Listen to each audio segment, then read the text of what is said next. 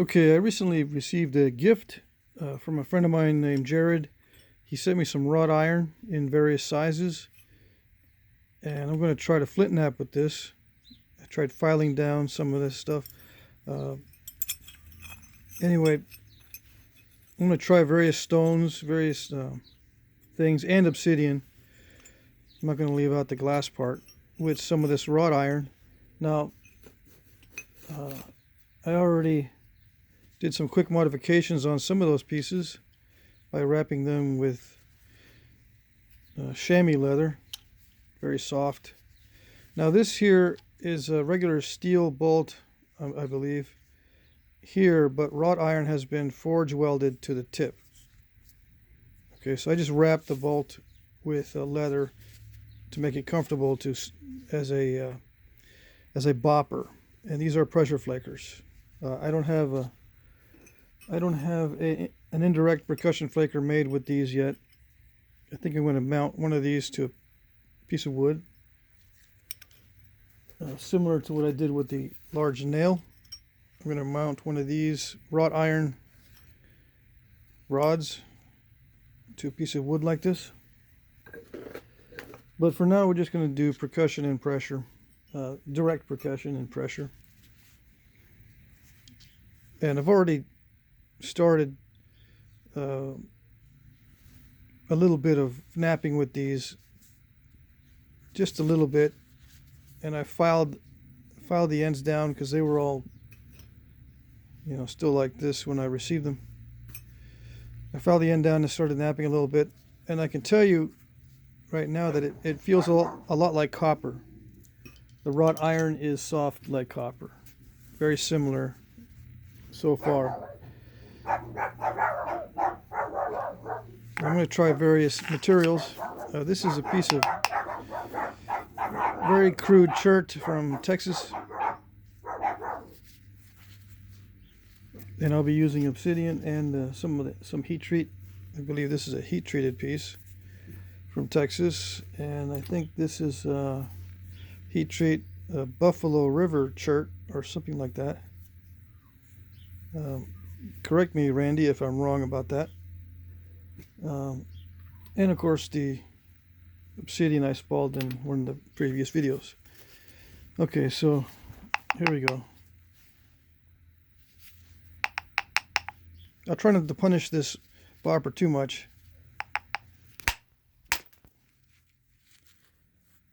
This is some of the toughest raw stuff that I have, so I'm first going to see how it works. Let's see. Let's try the aluminum.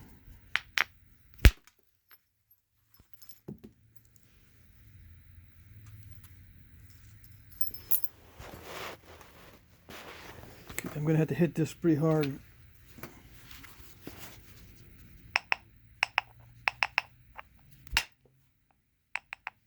Yeah, I don't want to dislodge this piece of wrought iron, so I'm going to switch over to the heat treat. I think this is heat treated.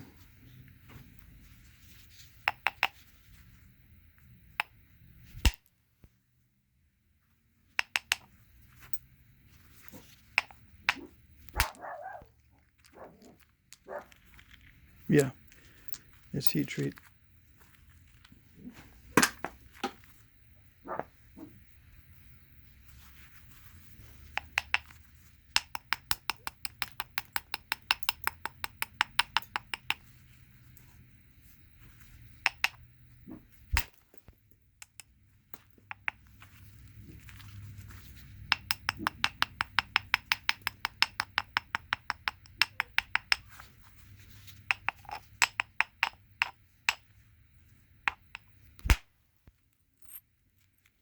Nice.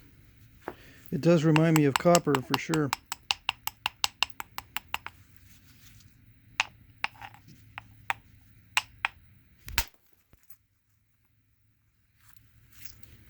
I'm not used to swinging the bopper. I'm used to having it up close. So let's try that.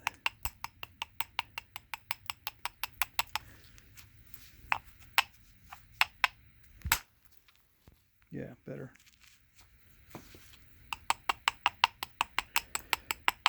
has a certain sound to it.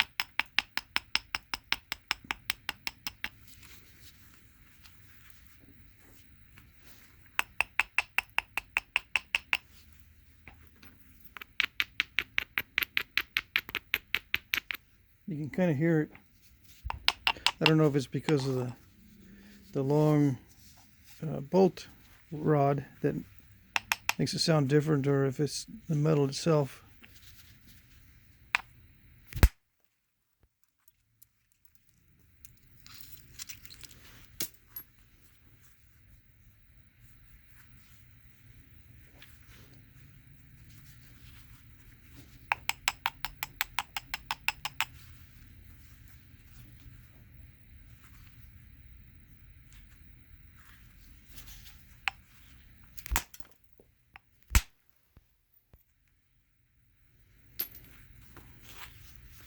It's not a very big or pronounced bulb of percussion.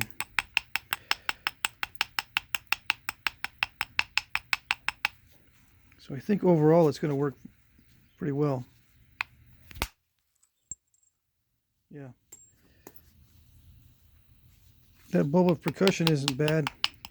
Isn't bad at all. Let's see. I could probably get more carry through if I hit like this. There's a difference in the bulbs of percussion if you hit with a swing or if you hit with this sort of drive. Okay. The two ways you can use direct percussion: you can swing it, or you can use a I don't know, this is a driving strike here, where the mass is behind the strike primarily, but this is a swinging strike, so you don't have as much mass. And the bulbs are different because with a swinging strike, it'll bounce back and it'll be a shorter flake. Sometimes you want that, like sometimes I want that, especially with Obsidian. I don't know if I went over that, but when I'm hitting Obsidian, I don't want to have a long driving flake that'll curl and then take the bottom of that core off. I want a shorter flake that'll stop somewhere on the face of the core. I don't want it to reverse hinge and take off the whole other side of the core, you know what I mean? So that's why I was swinging with the direct percussion on Obsidian. But you can also use driving flakes like this, driving forces like this. I have to adjust. I'm going to have to adjust, or grind this down so it's a lot less irregular. It doesn't have that lip on the inside if I want to do the driving strikes like this. Okay. So let's just try a driving strike this way. Yeah, nice.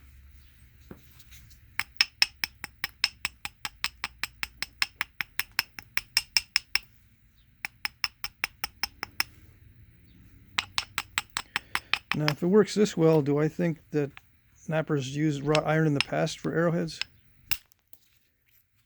I don't know. I think by the time the iron was being used, those old-time flint arrowheads were already out of style. But it can definitely be used. So I don't rule it out as a possibility that as long as flints were being used for arrowheads, I don't rule out the possibility of wrought iron being used for the tools for knapping them. And as far as gun flints, I think it's a definite possibility that wrought iron was used for gun flints.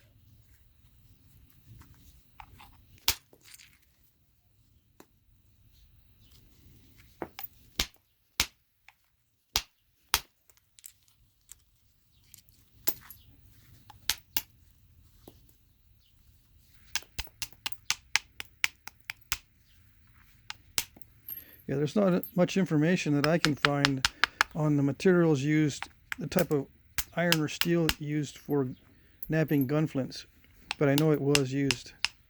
They did not use copper for knapping gun flints, as far as I know. They used steel or iron. Okay, so that works very well, actually. Again, like very similar to copper. Oh yeah.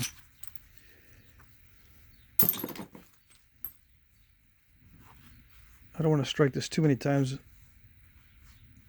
I'm going to be very careful to get some good spalls off of this valuable material. Yeah, it's actually very nice. I'm very pleased that the wrought iron is working very well. So yeah, I can't hope for better than that. Let's see how it works on the obsidian. I tried some obsidian earlier. Now this piece is not that good. It might just break up.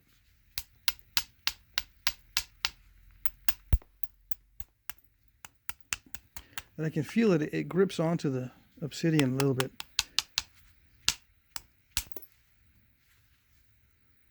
Which is a good thing.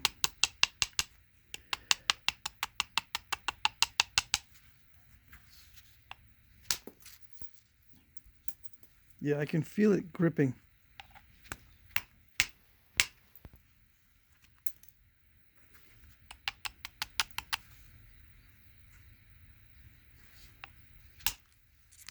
Yeah, I think it'll work.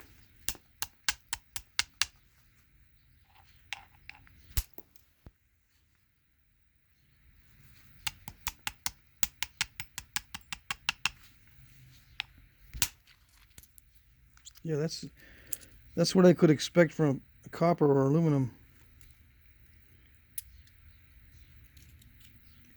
It's a fairly sharp edge, right? It's not like hitting on this type of platform. It's kind of like an edge platform. And it didn't shatter the edge.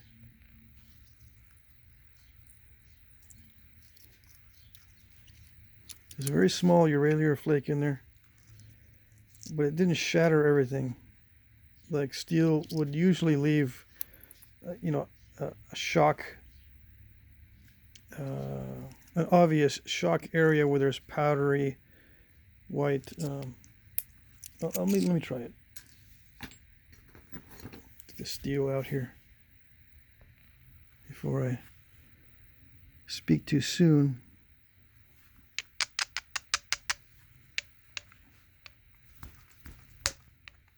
I'm going to try to drive the same kind of flake.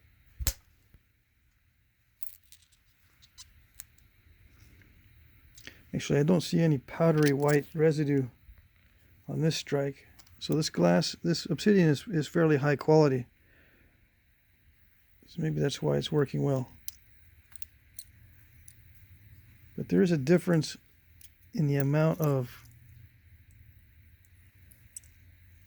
shattering going on between the two. This one is more of a clean break, and this one has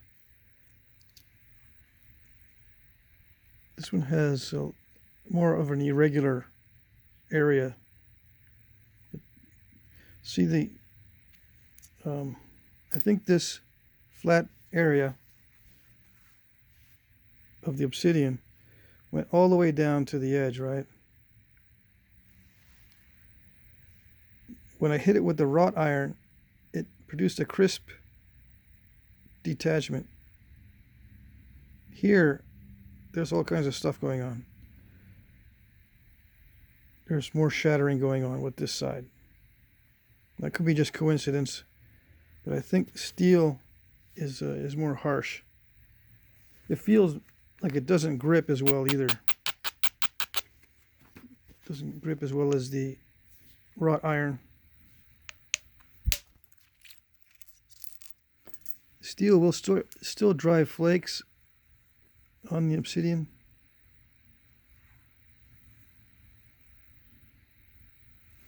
Let's try the wrought iron again.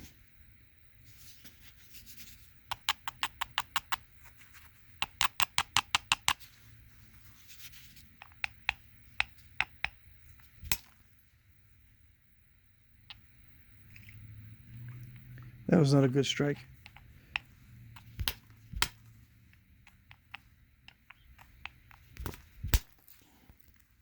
platform's less than ideal. But it doesn't mess up the surface.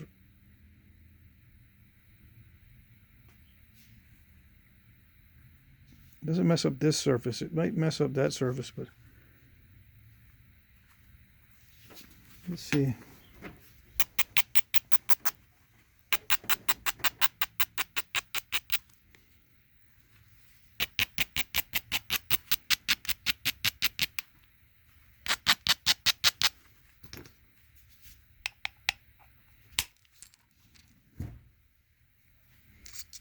Yeah, I think that's just a defect in the Obsidian itself. Let's try a better piece.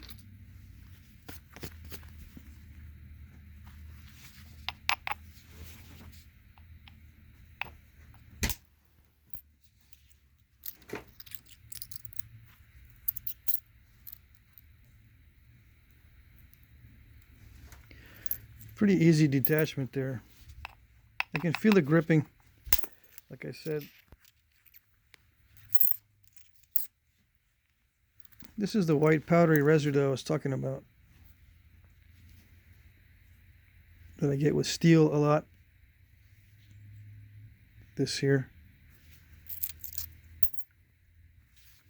So I can't say that the wrought iron is not able to do that.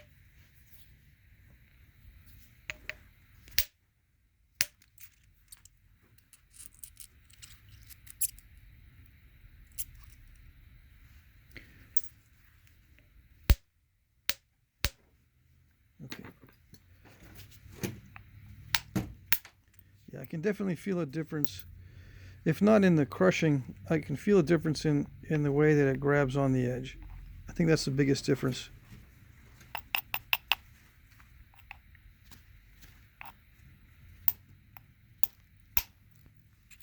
Yeah.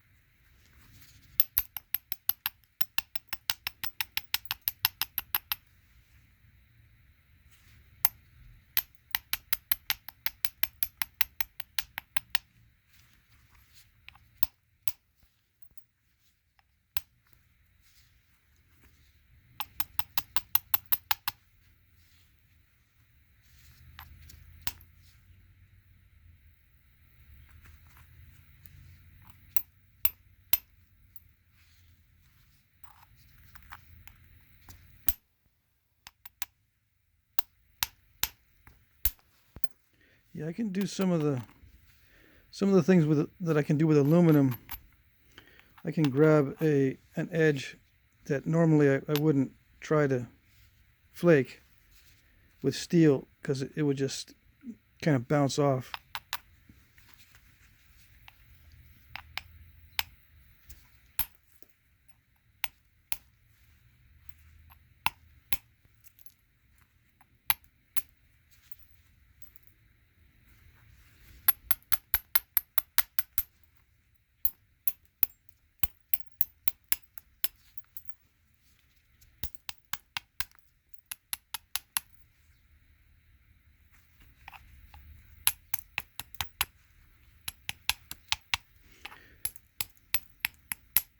Yeah, this wrought iron is pretty effortless. I don't have to think about it too much.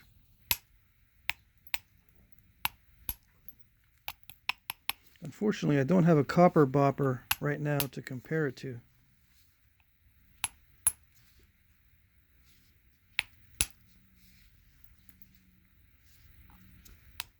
I gave all old copper tools away.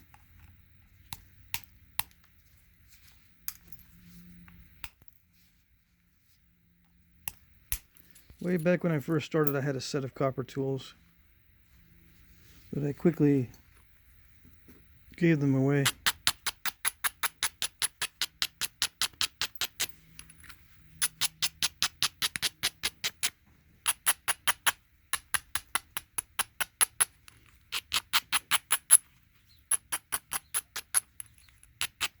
Because I was using mainly hammerstones for percussion. I wanted to learn that.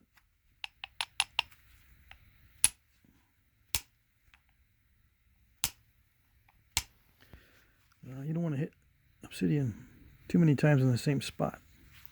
This is getting a little bit too thin for direct percussion.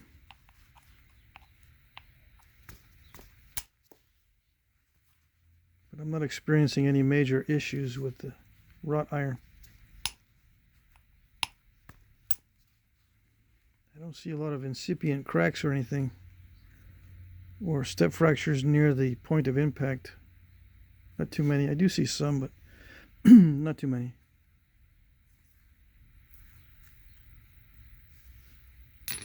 Okay, let's try another piece.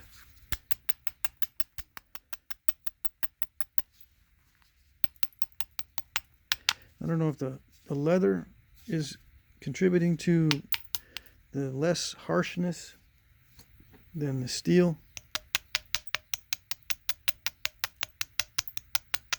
I can feel the steel's bouncing off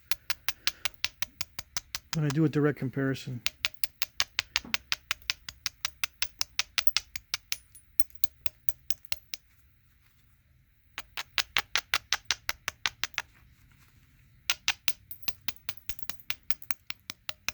Now, if I were to wrap this with leather, it might be different. Might absorb some of the shock.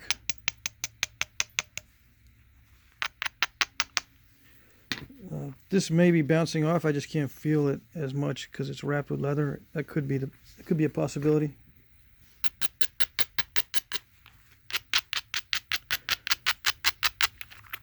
But it's definitely usable.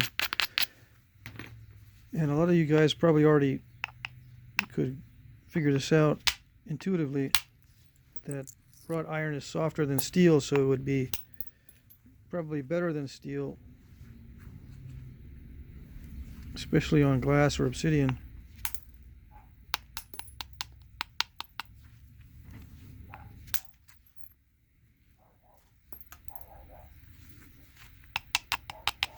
So yeah, thanks Jared for the opportunity to use this.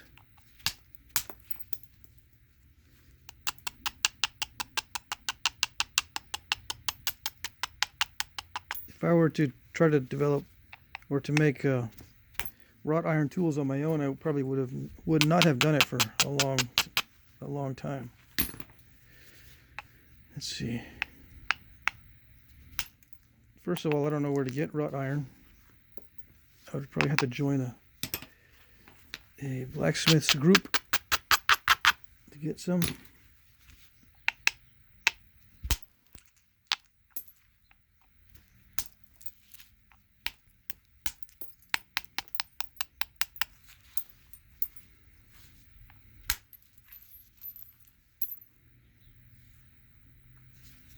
But yeah, it works good. It works well.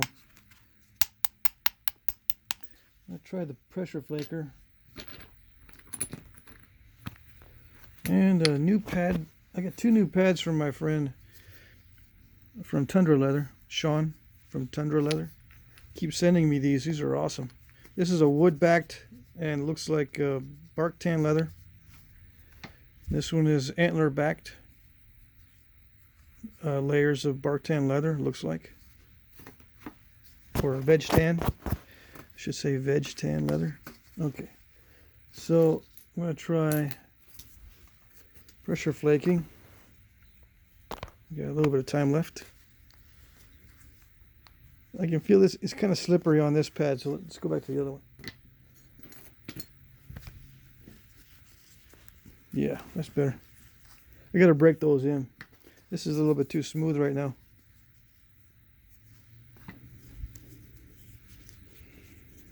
Okay.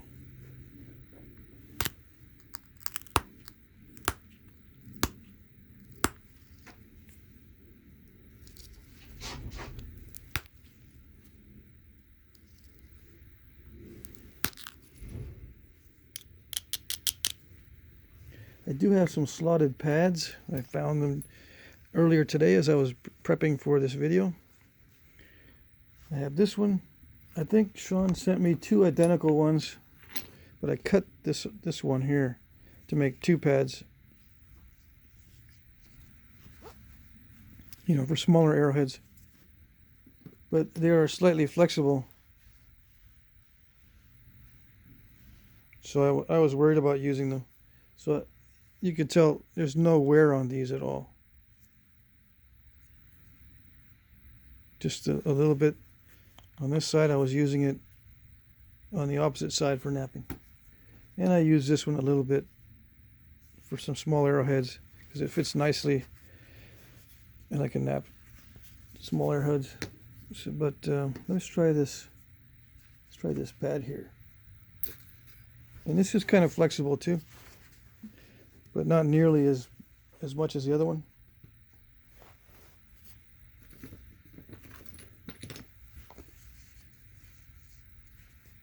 See if I can avoid this type of step fracture.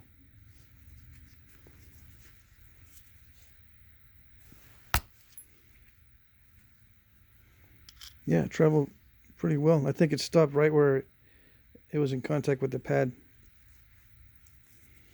Now I'm probably going to have to get a handle for it because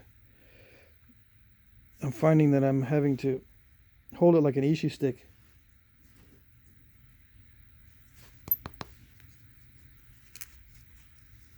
Let's see.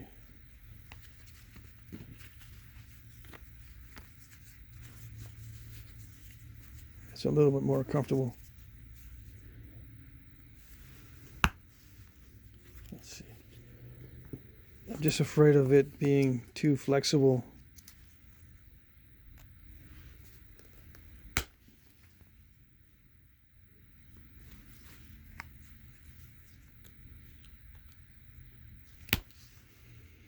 Yeah, I probably should have a smaller piece of obsidian. Anyway, let's try some, before I run out of time, let's try some of that silver sheen with the wrought iron bopper. Oops.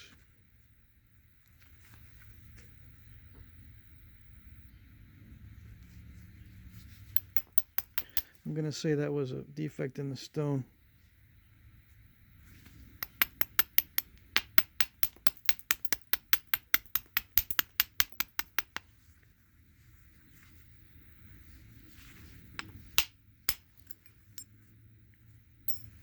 Nice.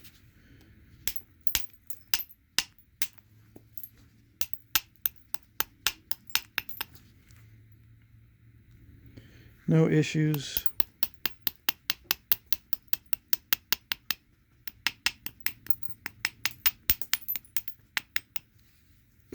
Let's see. Let's compare it to some Antler.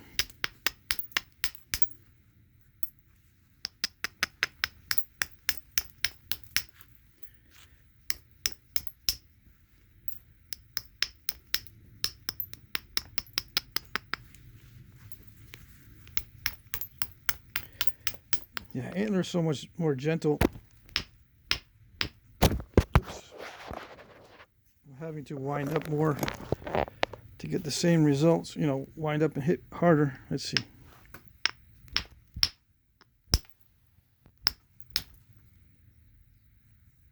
It's not nearly as aggressive as steel, but it's a lot more gentle on both the edge and the flake thickness and the bulb of percussion. That was a defect in the stone there that caused that bite to be taken out.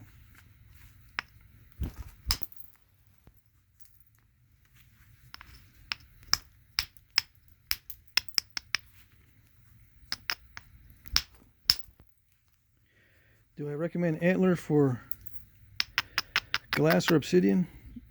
Well, they obviously used it in the past, right? But I would say no, unless you're working with a medium-sized piece. This is a medium-sized piece, so it's working pretty well. But something large, I would probably use a soft hammerstone. Same with something really small, because this really grips.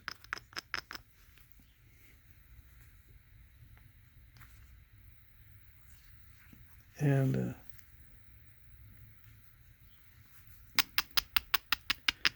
it doesn't abrade as effectively when you do it like this. And it also wears out your antler a lot if you're doing this. See how much antler is coming off. I'm used to abrading with metal on the edge. So yeah, it's not as gentle, but it's very effective. So I'm out of time, and I think you get the idea. All right? Okay.